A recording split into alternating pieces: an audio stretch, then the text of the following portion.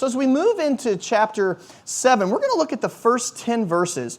And this is a very unique passage because it establishes for us Jesus' desire to maintain God's timing. So, oftentimes we struggle with that. We struggle with God's timing versus our timing, correct? We don't like to wait. We're a people that want everything now. You know, we want it our way. We want it now. I don't know if you remember. Willy Wonka and the Chocolate Factory, the original, the Gene Wilder version, the best, the good one, right? God love Johnny Depp, but that stunk. There's a character in there. The way that story was written is beautiful because what you see is in each one of those kids is the different sinful struggles of humanity. Our lust, the lust of the pride of life, the lust of the flesh, the lust of our eyes. You see all this in all of these kids. And then you come to Charlie, and you see he's poor, he's broken, he doesn't come from wealth, he doesn't come from fame, he doesn't have what the other kids have. He's got a heart, though. And what the story does is it exposes what's happening deep in the heart of man. It's a beautiful picture of what's happening in our heart. And there's a person in there that epitomizes what we're going to see today, and her name is Veruca Salt. Do you remember Veruca? So Veruca is, I want it now, Daddy. Whatever you want, Veruca, darling, I'll give you whatever you want. Hey, come on, Veruca. Well, she has a song that she sings in. I want to read it to you because I believe that it is our song. It's humanity's song. And this is what she sings, if I can read it. I want a feast. I want a bean feast, which I don't really know what that is, but we're just going to roll with that. Cream buns and donuts and fruitcakes with no nuts, so good you could go nuts. No, now. I want a ball. I want a party.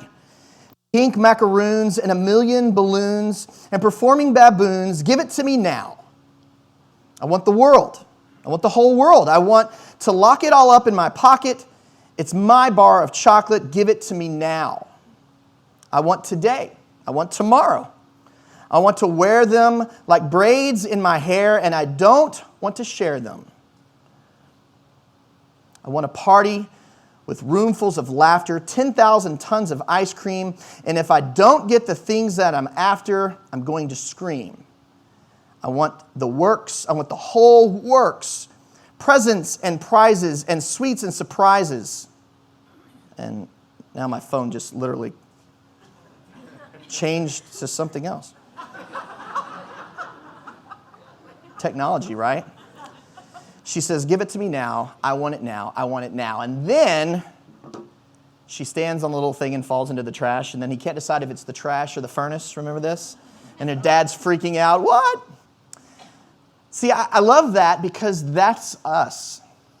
Maybe not all the time. Maybe we're not sitting here going, give it to me now. I want it now. We're not maybe that spoiled and greedy in our own eyes.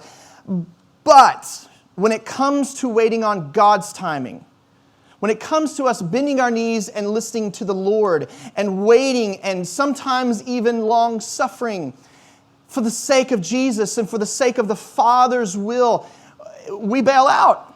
We take control. We say, I'm going to do it. I got this. Because it's a very difficult thing to give away our timing and trust in the Lord's timing. And that's what's actually going to happen in the next few verses. And what we see here is we're going to see a conversation between Jesus and his actual half-brothers. I don't know if you knew this, but Mary and Joseph had children after Jesus was born.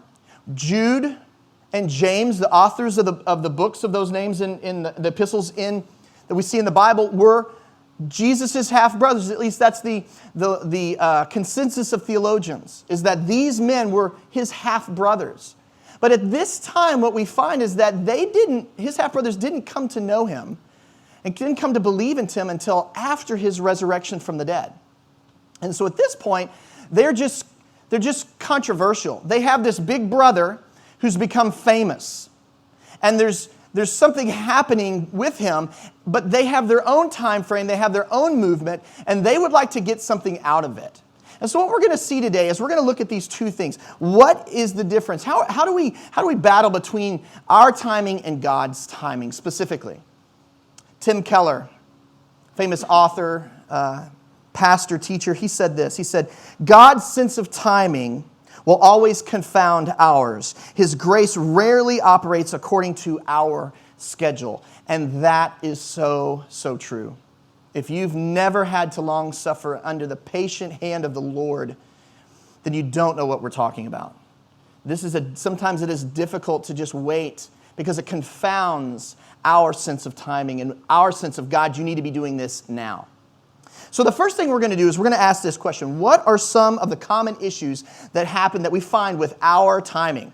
What are the problems, in other words? What do we run into when we try to force God's hand into working in our time frame? And the first thing you're going to see is that man's timing often uses spiritual reasoning to justify worldly gain.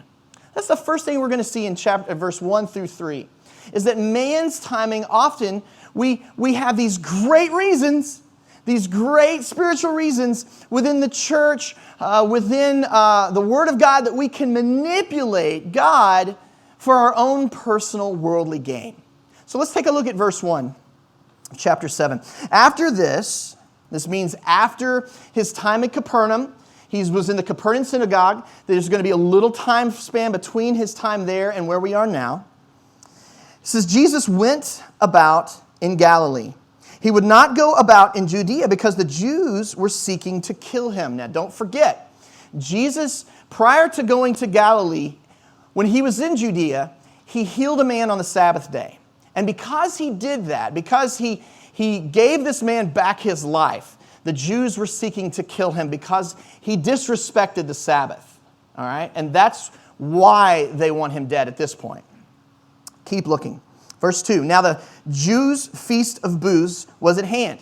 This is the last of the 7 feasts. You have 3 feasts in the spring, 4 feasts in the fall, and this is also known as the Feast of Ingathering, or the Feast of Tabernacles. It's the celebration of all that God has done after the harvest has been brought in from the summertime.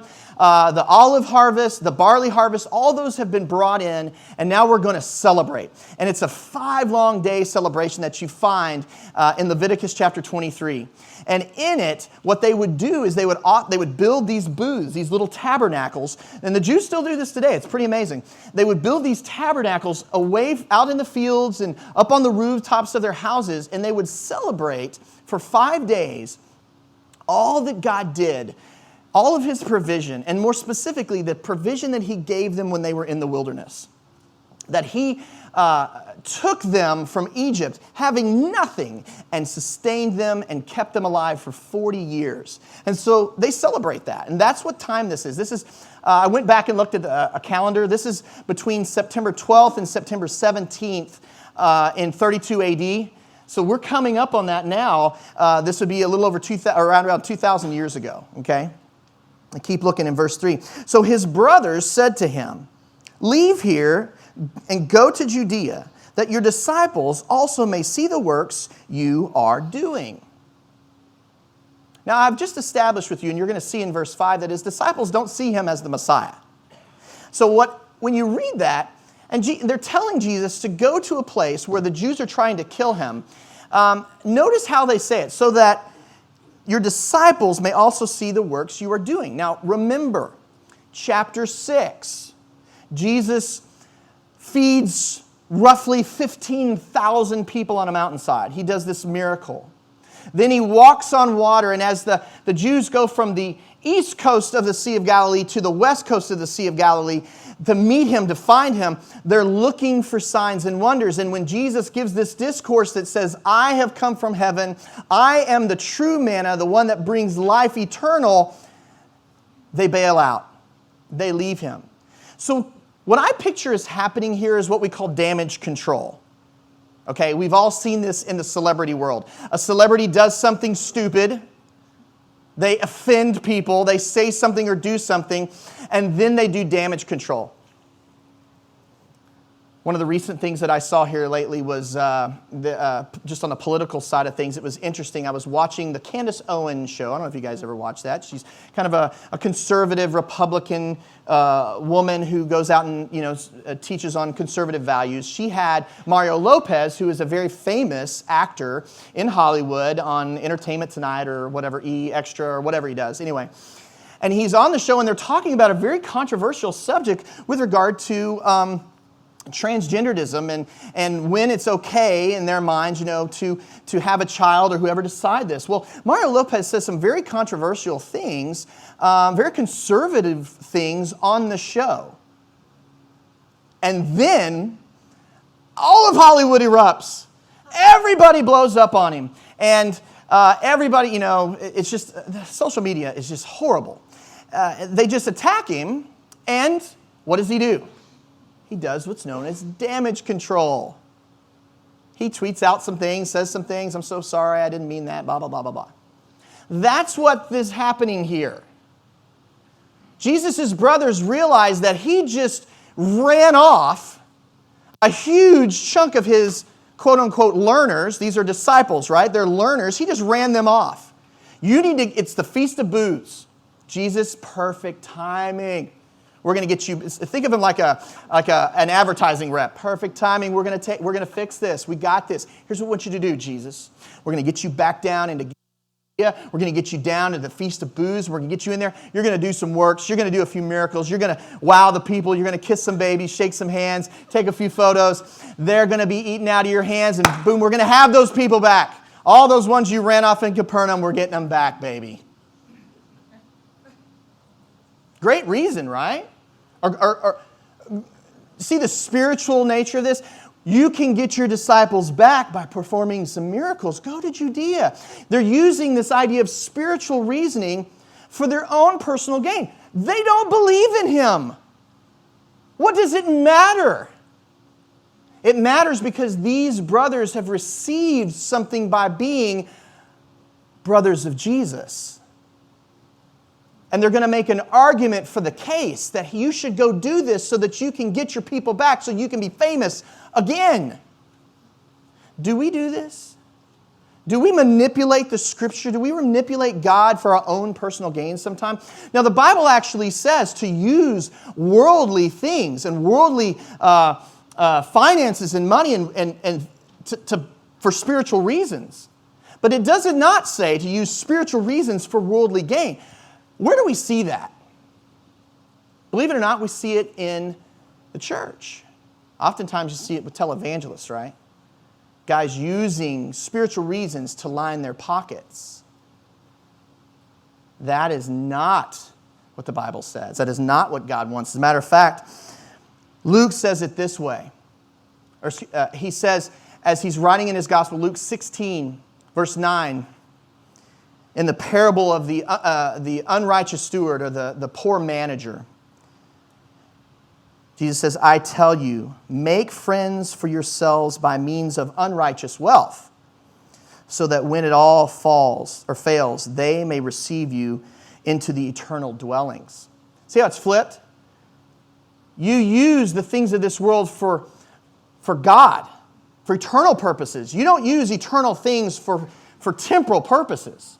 That's flipped. That's the wrong idea. Oftentimes we use the verse that we find in Matthew 10 where Jesus is saying, he tells his disciples as they go out, be as shrewd as snakes and as innocent as doves. The idea is that use wisdom of this world, things to shrewdly give the messages of the gospel. However, in the process, you must remain pure. You must remain blameless. You must stay innocent.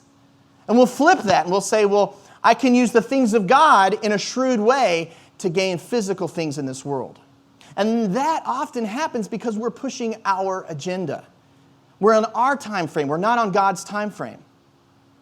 And as we move through the text, from that point, you see that man's timing often seeks man's glory as well. So not only are they using spiritual reasons for worldly gain, now they're also going to expose that they're seeking their own fame. They're seeking their own glory. Look at verse 4.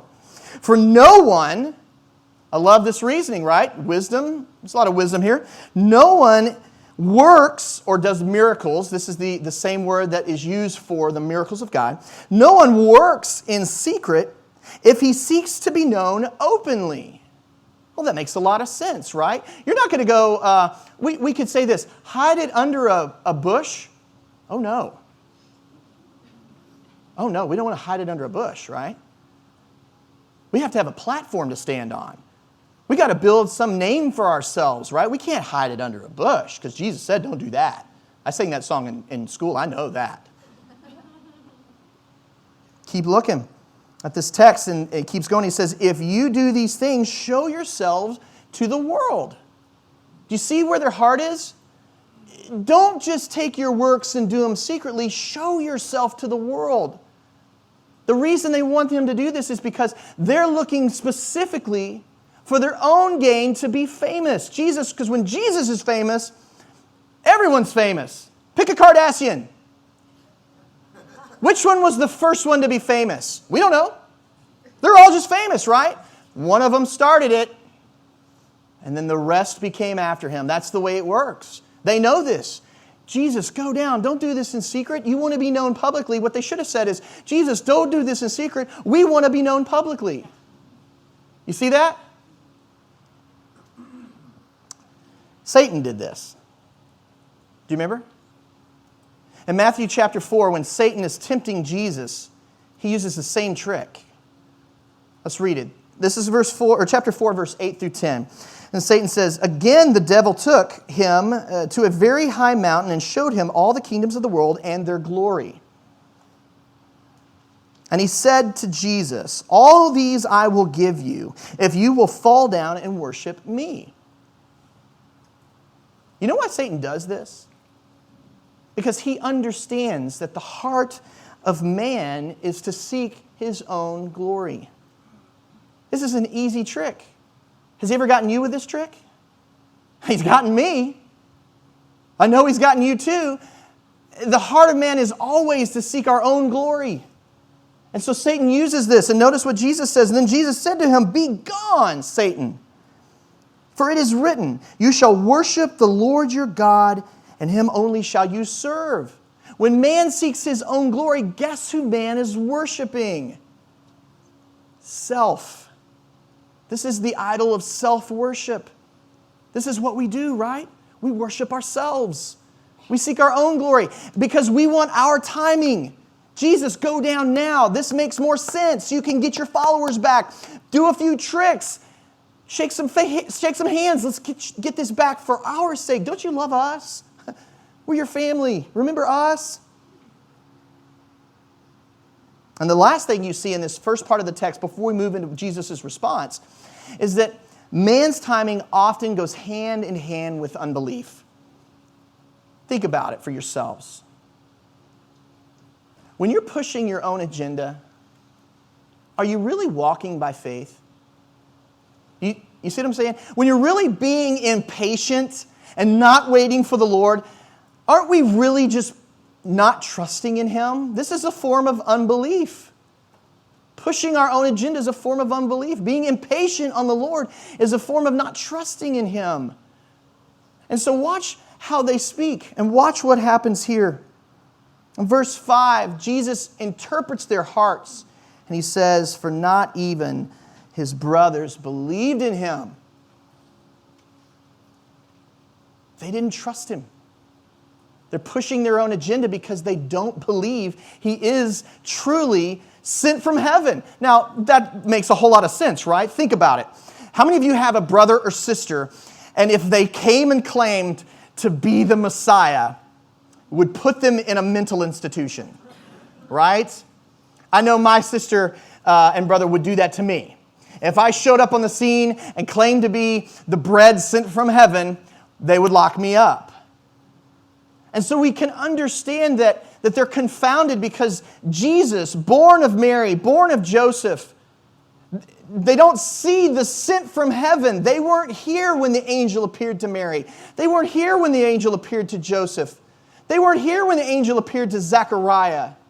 They didn't see the angel in the field, the host of them. They didn't hear the Magi speaking and see the star that God supernaturally lit in the sky. They didn't see that. They're young. They're younger. They missed all that. These are guys who grew up under Big Brother Jesus and recognized, yeah, he's got some skill.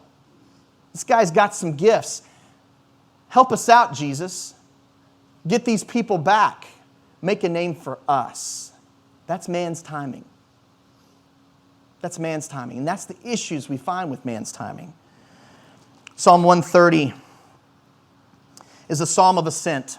Psalms of ascent were written because the Jews, after the exile, when the second temple was built, as the Jews would go up for the holy days, the different feasts, going to Jerusalem, no matter where you were in Israel, was always called going up to Jerusalem. And they had psalms written to sing and to pray as they went. Psalm 130 is a psalm of ascent. In verse 5, this is what the Jews would pray and sing. I wait for the Lord. My soul waits, and in His word I hope. My soul waits for the Lord more than watchmen for the morning. More than watchmen for the morning. You know what a watchman is? The watchmen are the protectors. There's a security. We have them here. You might see them from time to time. They're protecting us. They're watching. They're keeping us safe. And you know why a watchman waits for the morning? Think about it. They're waiting at night. The sun comes up in the morning, their shift is over, right? They can rest. They don't have to be on their toes anymore. As a watchman is eagerly pursuing, the morning comes, because when the morning comes, I've done my job. I'm safe. We go home. My people are safe. I can rest. I wait for the Lord as a watchman waits for the morning. Because when the morning comes, when the Lord comes, I can rest. My Messiah has come. My waiting is over. The fulfillment of all the promises are true, have come true, and I see them with my eyes and not just by my faith. That's why waiting for the Lord is so important. That's why oftentimes we get caught up in unbelief, because we won't do that. So the next question is simple. Why is God's timing better? Why is God's timing worth waiting on? Why is being patient and long-suffering in the Lord worth us doing? And why would we give up? Why would we give up? And I loved Nick's prayer and his connection to oftentimes recognizing, is God worthy? Is He? Really? Is He worthy of giving up the control of my life? Is He worthy of giving up my will to His? Is He? Really? How do we know? How do we know that He's worthy? Well, Jesus is going to explain some things that we're going to see that happens in God's timing. When God's timing is followed and is waited upon, the blessings and the things that we receive because of our trust and our faith and our long-suffering oftentimes in Him. So the first thing we're going to see is that God's timing always exposes our motives. Now, this isn't always fun. Having your heart exposed is not always fun. Have you ever been in a situation where you wanted something, you felt like you needed something, but you were in a great place in your life and you trusted in the Lord? What I mean by great is you were in a place of faith. Not necessarily great in circumstances, but you were in a moment where you and God were tight and you decided, I'm going to wait and I'm going to trust in the Lord. And as God does what He does, and He comes through in ways that seem counterintuitive to us, there's this relief, but there's sometimes this disappointment. There's also sometimes when we see God work this, oh, okay. Because it's not always the way we want it. It's not always how we want it. And what that little disappointment is, that's our heart. That's our heart being checked. Because we're waiting on the Lord, but we still want Him to do my will even if I'm waiting on him. And so as we wait for God's timing and he comes through, what often we find is that our motives and hearts are shown to be sinful as they are. Look at John 7, 6 through 7 here.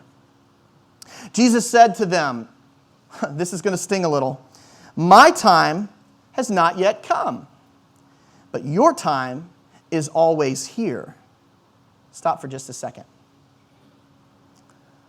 Let me show you a text in John 15. This is going to be on the screen. We're going to come back to this verse here in just a second. Look at John 15, okay? This is Jesus talking to his disciples. This is a little further down the road. This is during the Passion Week. This is when Jesus is about to go to the cross. Notice how he says, "If the world hates you, know that it hated me before it hated you.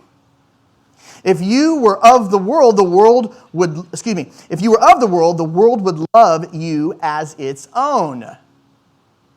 But because you are not of the world, but I chose you out of the world, therefore the world hates you." This is his disciples. Now go back to chapter 7, verse 6. "My time has not yet come, but your time is always here." The word time here is the word kairos. And it's the idea of a season. And what Jesus is saying, a lot of people want to confuse this to saying that his time of going to the cross is not yet here. In other words, I'm not going to run down to Judea and be murdered. My time hasn't come. The problem with that is when John uses the word kairos, he never typically uses it in connection with the cross or Jesus' Passion Week, the death and resurrection of Jesus. Kairos is season. Ora is the word we use for the cross. And it's where we get our word hour from. In the Greek, it's spelled H-O-R-A. And that's where we get our word hour. Jesus would always say, "My hour is not yet come," with reference to the cross. So here he's saying, "My time, my season." This is the Father's will we're talking about. And in his will, this is the wrong time for me to go down. And then he uses the same word, but notice he says, "Your time, your kairos, is here now." Notice what he says in verse 7. Look at this. "The world cannot hate you." What? He said something completely different here later on in verse 15. He says, "The world will hate you because of me." But he tells his brothers, the world can't hate you. Why? "But it hates me because I testify about it, and its works are evil." Jesus is saying, you're not of me. My time has not come, your time is now. We are different. Why? Because you don't believe. You are not of faith. You do not see me as I am. You do not trust me as you should. We are two different. We're of two different substances. You are of your father, the devil. And I come to expose his works as evil. Your time is now. Of course you want me to go down because your time is now. My time is not yet. John Newton said it this way: "If it were possible for me to alter any part of God's plan, I could only spoil it." The idea here being is that our motives, if not kept in check, will oftentimes spoil the great things God is doing and wants to do in and through us. So that's the first thing we see. God's timing often also results in our blessing. And this is a piece that we sometimes miss and forget. We don't realize that when we wait upon the Lord, that God has greater things for us. If we are patient and trust and in faith walk in Him, there are greater things. And this is interesting because he's rephrasing and re-saying something he said in verse 6. Look at verse 8. "You go up to the feasts. I'm not going up to the feasts, for my time has not yet fully come." And after saying this, he remained in Galilee. You need to remember that we're about 6 months away from the cross. This is the Feast of Booths. Jesus is going to go a whole another 6 months almost until we get to Passover. Jesus is waiting. And in saying this, He's exposing the reality that if he stays on God's time, my time has not fully come yet. You go. If I wait for Jesus, what's going to happen? If Jesus waits on God's timing, what's going to take place? What does God tell Abraham 1,500 years before Jesus? What does he tell Abraham is going to happen? Or 2,000 years before Jesus. What's he tell him? He says, through you, I'm going to bless the world. Through you, your offspring, through you, I'm going to bring blessing to the world. You will be a blessing to the world. Who are we talking about here? 2,000 years before Christ, God is telling Abraham about the Messiah who's going to come and bless the world. What Jesus does at the cross is bring the greatest blessing humanity will ever, would ever, and could ever possibly have. Through Jesus, you and I now have the opportunity to be reconciled with the Creator of the world. To no longer be objects of His wrath, but to be brought into His family, as the book of Galatians says in chapter 4, adopted as sons. We're not just enemies anymore, we're His kids. I don't know if you've ever grown up in a family with great parents. Maybe you've had an amazing childhood. And you look at your family and you say, I could never, ever wish or ever want to have a different set of parents. But then there's some of you who didn't grow up like that. Maybe you had a mom or dad that you really struggled with. But you had friends. Do you ever look at your friends' parents or something that was going on in some of your other friends' lives, and you looked at their families and you went, man, that's a neat family. I wish my family was like that. There's a lot of people in this room that have done that. Maybe all of us has done it at times. What Christ does is He has the perfect family. He's the perfect Father.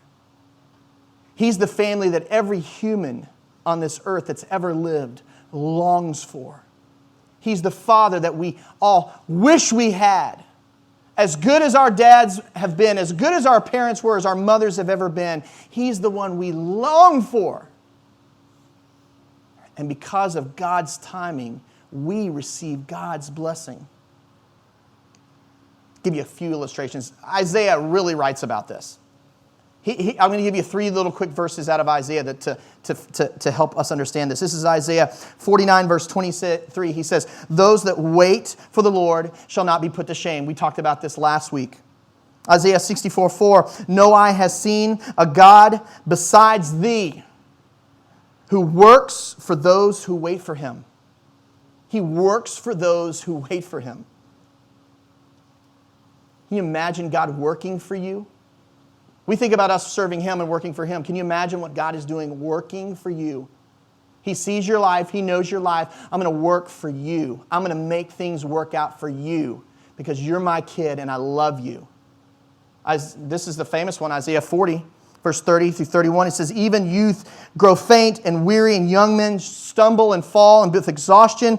But those who wait for the Lord shall renew their strength. They shall mount up with wings like eagles. They shall run and not grow weary. They shall walk and not faint.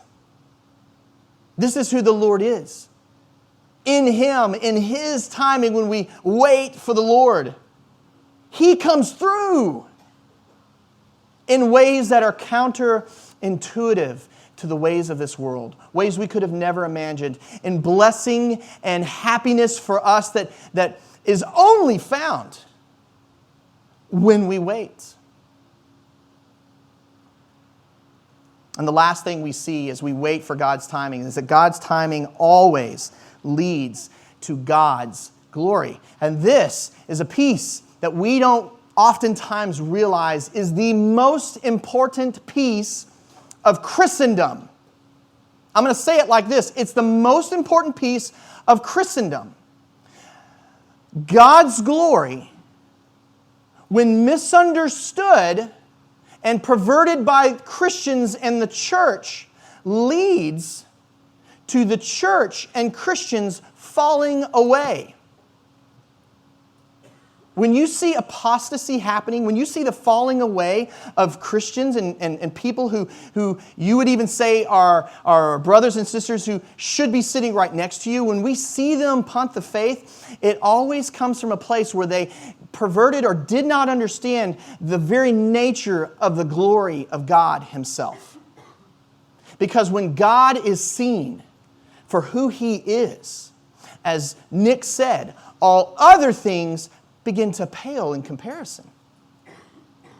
When you understand the purposes He has, the plan He has, the greatness He has, the love with which He has for you and I, when you see Him in His holy state, the Creator of the universe, omniscient, all-powerful, all-loving, all-just, when you bow before Him, you know what you get? You get a rightness in your soul. And as you maintain that, you will never fall away. That is why the glory of God and seeking His glory and not our own is the most important thing that a Christian can do, because in that the love of God is seen and felt, and His presence and His joy is made complete in us by His Spirit. Look what Jesus does in verse 10. But after His brothers had gone up to the feast, then He also went up. Now, didn't He just say that He wasn't going to go up? He just said, you go up. It's not my time. I'm not going up. And by saying that, He wasn't saying that I'm not ever going up. And if you read it, you'll understand He says, I'm not going up. I'm not going to go up right now. Y'all go up. I'm not going up now. And after His brothers left, after their false motives, after their timing was put aside, Jesus went up, but notice how He goes up. He also went up, but not publicly, but in private. We're going to finish this next week, but I wanted to pull out this point. The reason Jesus didn't just go, you know what? You're right. Let's get these people back. Let's build this thing. You know what? I get it. I was supposed to go to the cross. I don't think I'm going to do that this time. I think I'm going to actually perform some miracles. You know what I'm going to do? I'm going to go in there, I'm going to point at Pilate, and lightning is going to shoot out of my finger, and he's going to evaporate. Pop! I'm going to send all the Roman army running scared. I'm going to speak, the words that are coming out of my mouth are going to be as a sword, as we see in Revelation 19, and everyone's going to die that opposes me. Could He have done that? Well, of course He could. We don't see that because He has submitted to the Father's glory. I'm going to go in private. We're going to watch what He does in private and how everyone responds once He does begin to teach and speak. But the point you see here is that I'm not going to follow your plan, fellas. I'm going to follow God's plan. And in God's timing, we always seek God's glory. John Piper, I'm going to finish with this. John Piper said it this way with regards to the glory of God. If you don't see the greatness of God, then all the things that money can buy become very exciting. If you can't see the sun, you will be impressed with the street light. If you've never felt the thunder and the lightning, you'll be impressed with the fireworks. And if you turn your back on the greatness and majesty of God, you will fall in love with a world of shadows and short-lived pleasures. This is why this text is so important. Because we can't become like Jesus' brothers, looking for our own name, looking for our own glory. We can't be a church who is in it for us and in it for me. Is God going to bless us? Absolutely. In ways that we could never even imagine. And that's not prosperity doctrine. That's His word. He's going to bless you. Not like you think. He's going to give you things greater than you could ever imagine. But only when we see the thunder and the lightning and we bow in awe of the Creator. And only when we look at the sun and we recognize who put that there. in all of its power. That's Christ Jesus.